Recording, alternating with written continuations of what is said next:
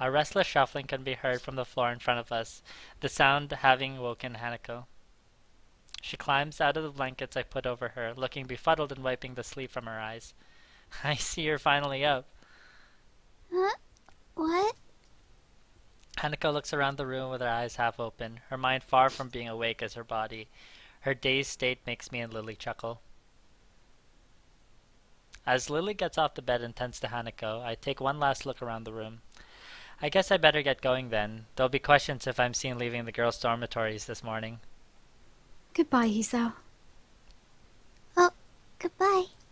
I stand and walk to the door, picking up my somewhat lighter bag along the way. After I leave the room and enter the hallway, though, I hear Lily's footsteps behind me. What's wrong? Without a word, she strides up to me. I freeze as I feel her hand slide onto my cheek, seemingly every nerve taking in the feeling of her fingers and palms upon it. Immediately after, her face slowly moves next to mine, a light momentary touch of her lips brushing against my other cheek. For a moment, everything seems to stand still. I absentmindedly bring my fingers to my cheek as if to try and recapture that fleeting feeling. Lily, That's my thank you, Hisao.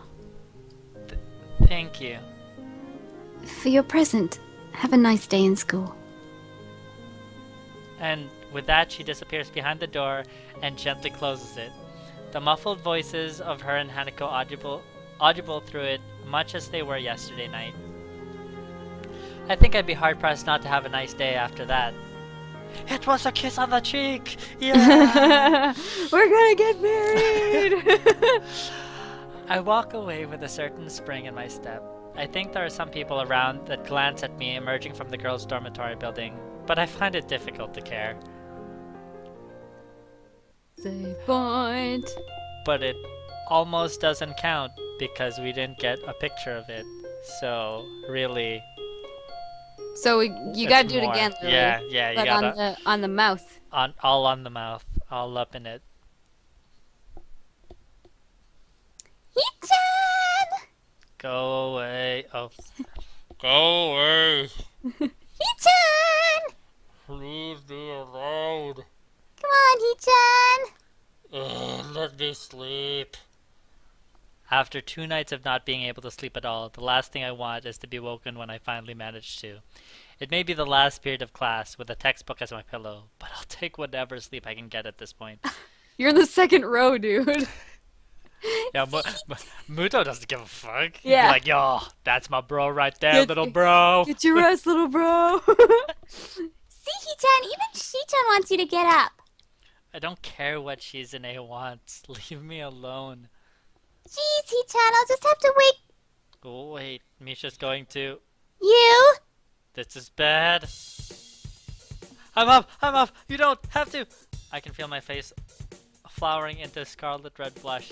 The students still in class are sitting bolt upright and staring at the shouting fool who was sleeping just moments before. Damn it. I let my head smack back down the table with a noticeable thud. Misha's trademark uncontrollable laughter reverberates through the classroom. Wait, what just happened? Or what did he think was... I don't know, she was like threatening to do something. He's like, I don't want to know what she's about to do. So he just got up really quickly. As I turn my mournful eyes at the bespectacled Shizune beside her, she carefully adjusts her glasses, desperately trying to maintain a look of serious disapproval. Narrowing my eyes, I can see the badly hidden grin spreading across her face. Et tu, Shizune? Shizune looks away quickly as she crosses her arms tightly, barely on the edge of her control. Misha's laughter doubles in volume as she glances at Shizune. All I can do is drag my hand down my face in resignation. You too. Who was the one who slept in class, Hee-chan? Yeah, it was me. Poor Shi-chan was having a fit trying to wake you up, weren't you? I move my eyes back to the standoffish Shizune, who with a single huff of confirmation returns to looking away with her arms crossed. Why was Shizune trying to wake me up? Shi-chan wanted to give you the handouts the substitute teacher gave out while Hee-chan was sleeping. Handouts? Oof. I suddenly find 2 sheets of paper thrust down in front of my face. Following the hand holding them, I see a still pouting figure looking down at me with a distinct scowl. I guess I really am in the wrong here. Sorry about that. No dice. Her irritated face still holds. I clasp my hands together and flick my head downward in apology. Shizune actually looks really cute with that. Like, she does the Sandari thing so good. Very, very. Honto, go man. She huffs and simply drops the paper on the desk. Damn. I look over my hands to see Shizune and Misha signing frantically to each other, a look of frustration on Shizune's face. It looks to be less of a dialogue and more of a tirade punctuated with sidelong glances at me. To say it's unsettling is an understatement. The two suddenly stop signing and look at me in unison, both having exactly the same look of disapproval. In one fluid motion, Misha's hand suddenly extends high above me and comes rocketing down. Before I can even hope to react, my head is sent bouncing up and down like a jack-in-the-box. Did she just slap me? I think she, or like bopped you on the head or something. Yeah, I quickly bring my hands to my head, more out of reflex than actual pain. Oh, what was that for? I open my eyes to see the two girls grinning at each other while exchanging an enthusiastic thumbs up. Shi-chan says she forgives you now, Hee-chan. Violence solves everything. Could you forgive me with a little less force next time? I look at the two with a blank face. Misha and Shizune, 1. Hisao, 0. Oh, Shi-chan also says that you should check your student mail more often. She produces a bright yellow envelope and hands it over with an exuberant grin. Strange. Who could have written me a letter? Now is not the time and most definitely not the place to find out, though. Giving up on the nap so cruelly stolen from me, I rub my forehead and slowly get up, putting the sheets and envelope in my bag before swinging it over my shoulder. I take a step back and move to depart with a small bow, while Misha clutches her sides laughing and Shizune nods back in a curt farewell.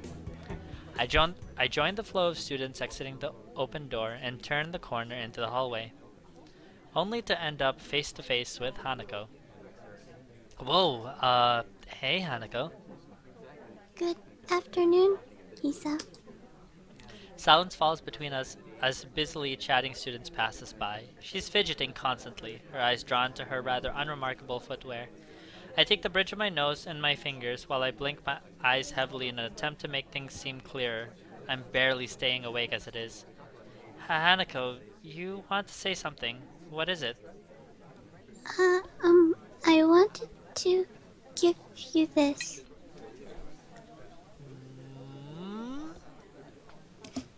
She holds out a small rectangular piece of paper. I blink again to make out the text through barely open eyes, slowly starting to make out what's written. Eggs, bread loaf, whole grain cereal, time. A shopping list? I look upwards, raising an eyebrow. I usually go shopping with Lily, but I can't come, so... You want me to run errands for you? It's okay if you don't want to. I just thought that maybe, She's panicking. I sigh. Yet another battle lost, though this time by a weakly fought surrender. I smile tiredly and rest my hand on her head to calm her down. It's fine. I was going to go anyway. Just the stuff on this list? She nods, then bows deeply, twice, as if to make her gratitude perfectly clear. We were going to meet outside the school gates at 6. Thank you, I was going to get it, but I need to study for the test tomorrow. Test? Ah, that's right, science. How are you doing with it? She brightens ever so slightly.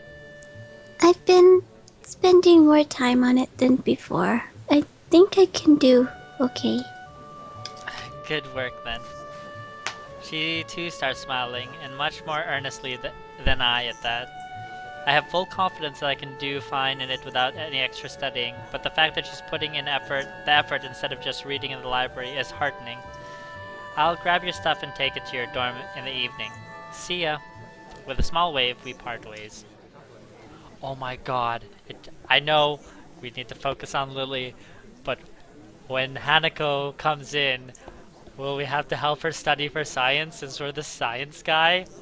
Oh, bro, science. Bro, science!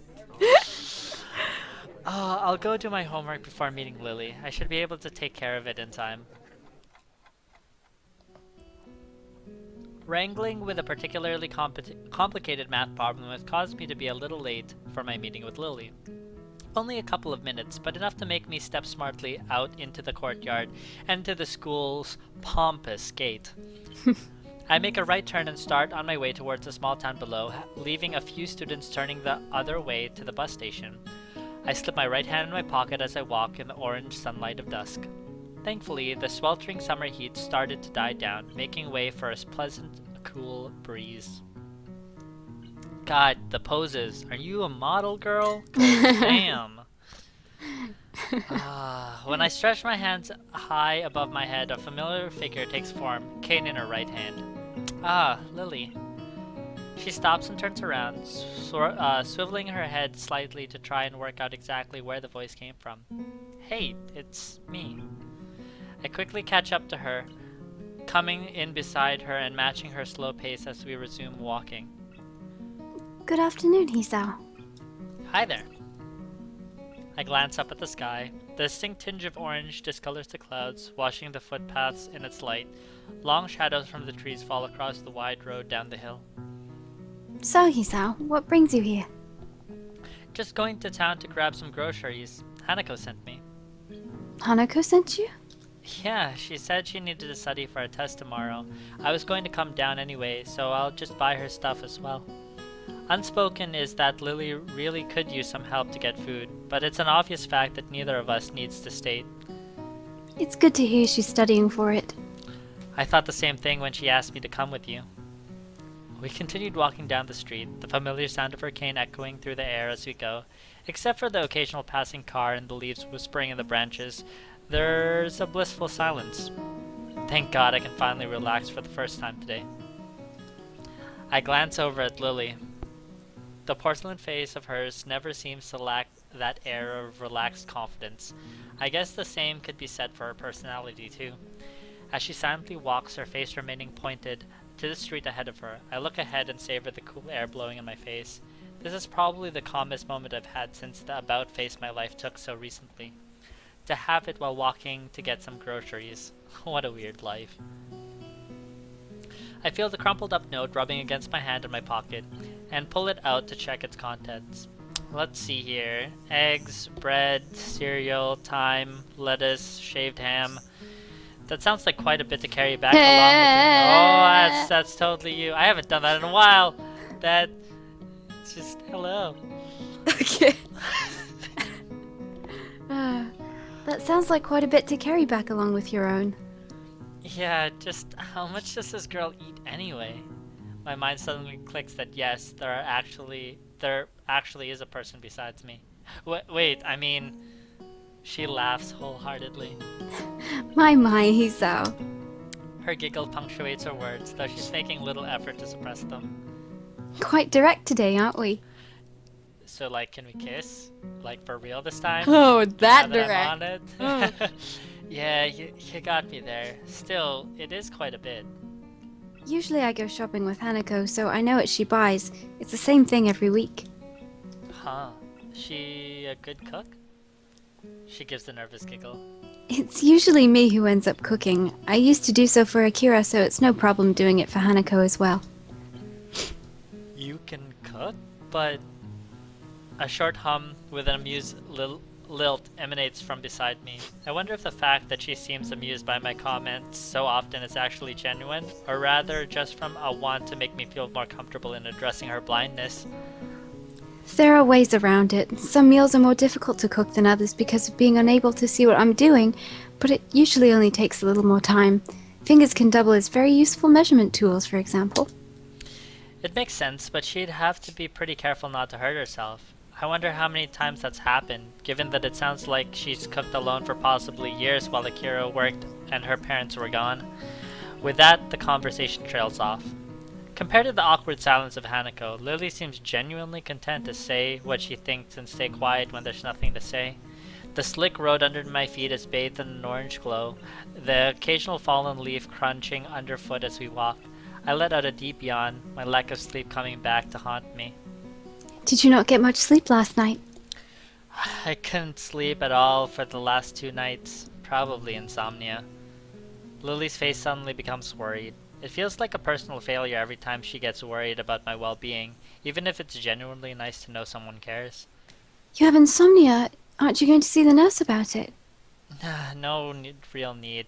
It's happened before a few times. My meds screw with my sleeping occasionally. I'm sorry.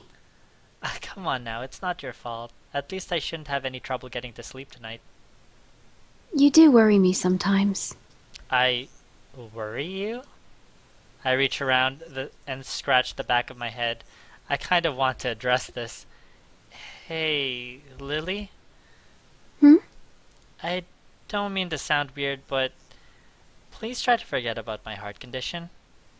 She looks kind of lost. I hardly blame her.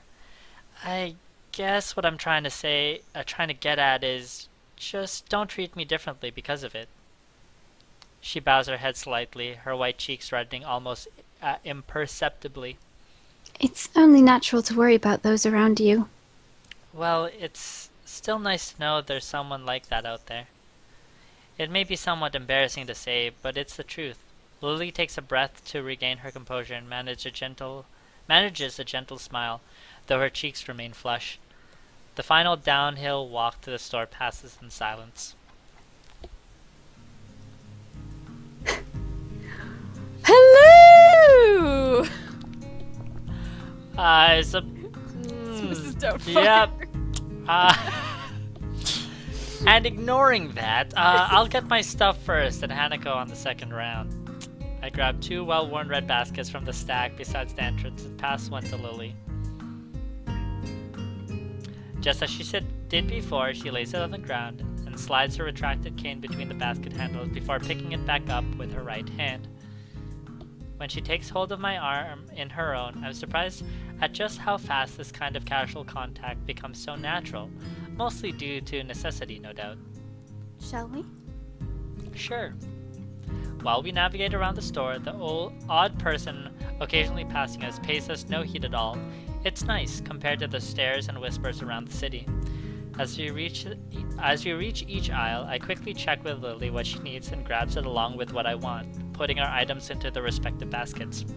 It's an odd feeling to be depended on so much for something so basic as shopping. Hanako would be practically a necessity for her to pick out what she wants after haul. Right, I'm pretty much done with both my stuff and Hanako's. You need anything else, Lily? No, this should be everything. Off we go then. Oddly, there's a queue a mile long. Considering the store's only large enough to warrant one counter, seems like it'll take a while. Damn. Lily gives an inquisitive look, unable to see the reason for my complaint. The queue's really long. Looks like we'll have to wait. How strange. Sharing the same mood of resignation, we reluctantly take our place at the end of the line.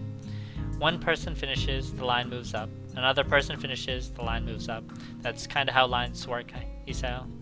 By the time we finally reach the head of the line, I'm so close to dozing off that Lily has to gently pat me on the back for me to move up. Hisao.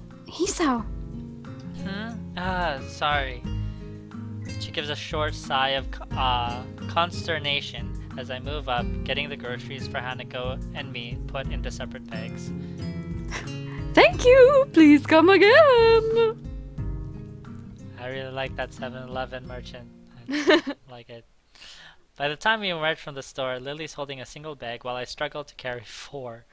Both hands well and truly full. It's a lot of work, but thankfully the items in them are light.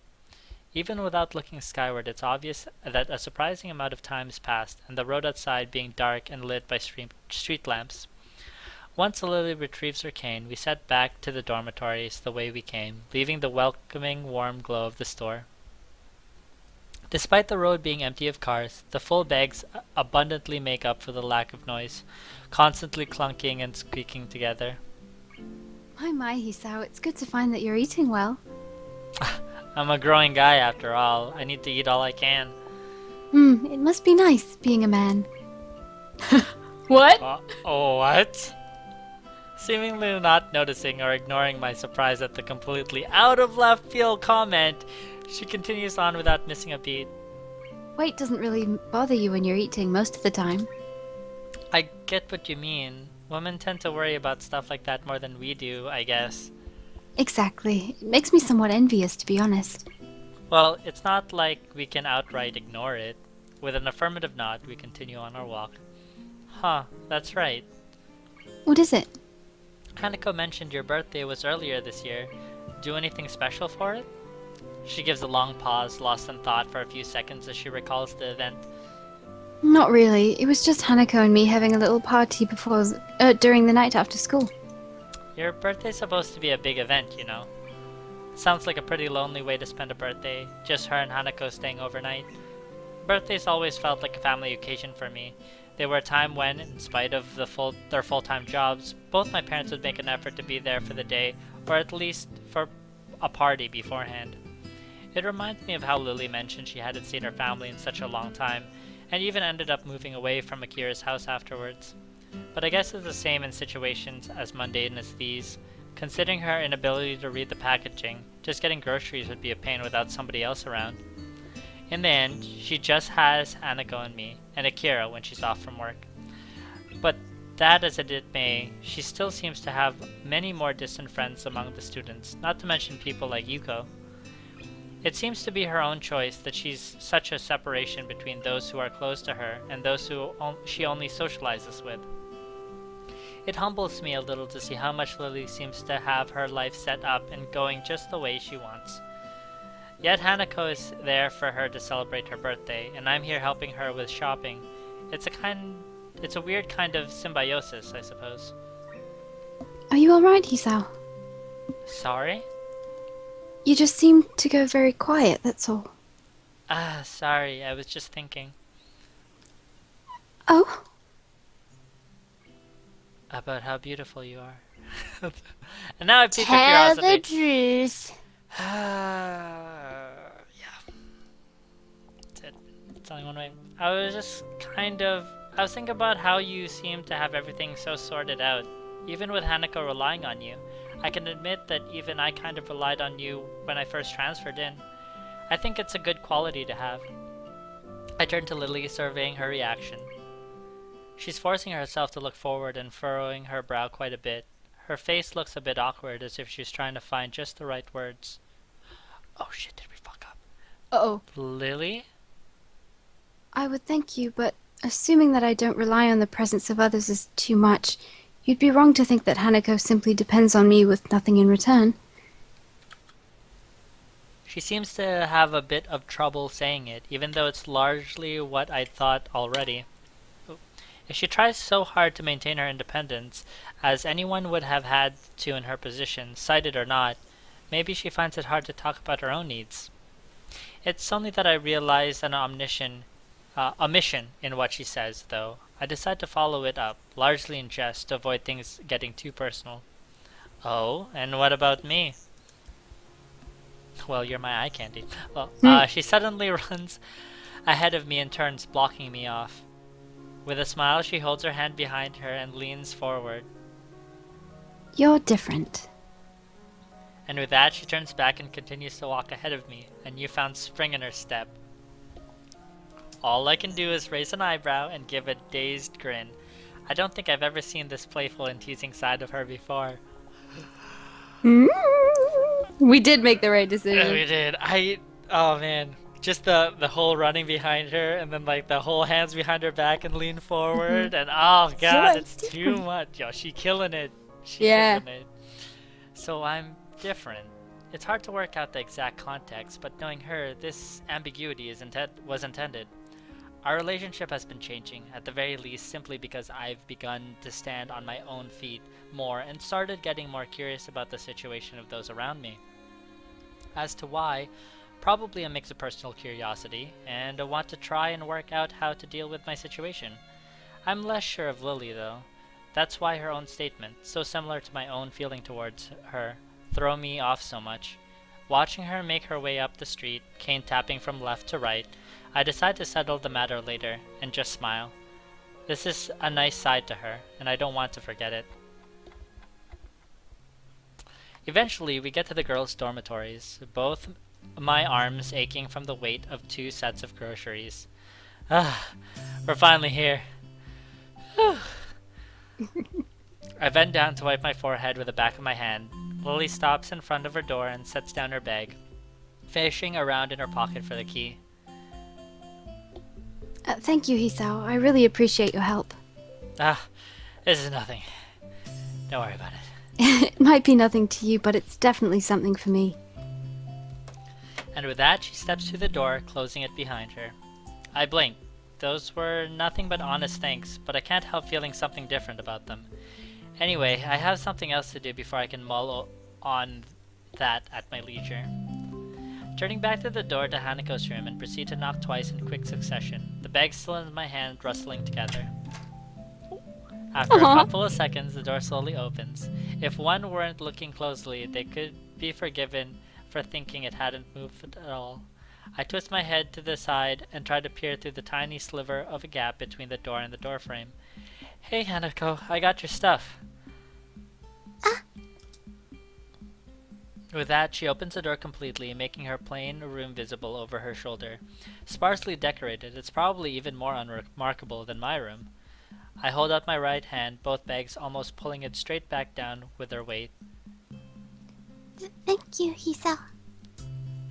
I'm sorry to make you carry them all this way. It's fine, don't worry. Just don't make me do it every day, okay? I pass the bags to her and give her a light-hearted chuckle. After the initial transfer of weight, she manages to take them easily. I'll be off then. Night, Hanako. Good night. See you in class tomorrow. She's so cute. You're next, Hanako. She's good. With a deep bow, her groceries still held in both hands, she steps back and shuts the door. Making my way downtown, walking to my own dorm, I put one bag into my other hand to balance them out. Even as I do, I can't get Lily's light-hearted smile out of my mind. When I'd first met her, it would have been nearly impossible to imagine her like that. Indeed, it feels like we've become closer in the past few weeks since I first got to know her, both her and Hanako. The time I spend with her each day, the small exchanges of happiness we share, those small moments of joy I get closer to her. I am far from certain, but I don't think these are just the normal feelings of friendship. Once I returned to my room, I stored away my groceries and began getting ready for the night.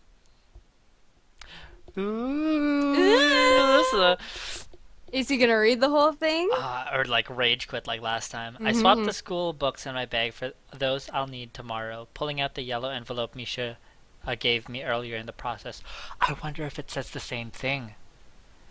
Oh. Because that letter was exactly what we needed. Yeah, we're about to find out. I got so sidetracked by one thing after another that I couldn't deal with it earlier. Who could have written me, I wonder? The name neatly adorned on the back of the envelope freezes me in my tracks. It's been so long since I've seen her writing. There's little chance I could have identified it as hers otherwise. Iwanako. Why should she have written to me? I can't think of any good reason for her to do this. I almost don't open the letter, but there'd be little point to that. If I just left it alone, its mere existence would gnaw at me until I did something about it. Burn it! No. I look down at the paper, or piece of paper on my desk, its bright and summery decoration beaming happily at me. The letter is in pink, jarring badly with a yellow sunflower border in the card. The handwriting is neat, and the characters having been written thoughtfully and with an unusual amount of care. I'd barely given the letter a second thought when it was given to me, but now I can't get its contents out of my mind. While I'd like to say that I don't know why she used such old-fashioned method of communication, considering a phone call or an email would be both much faster and easier, the answer feels obvious enough given the content. A letter leaves a comfortable distance between the sender and the recipient. Unlike a phone, it isn't required that you engage in conversation, and unlike email, there is less expectation of an immediate reply. Statements such as, the third years seem to be very anxious about the final exam, and it's so weird to think we were already seniors, isn't it, are just small talk. Small talk that could have just been achieved by simply replying to any of the messages I sent her while in hospital. The ending, though, is the true reason she sent this. The last couple lines added almost as an afterthought.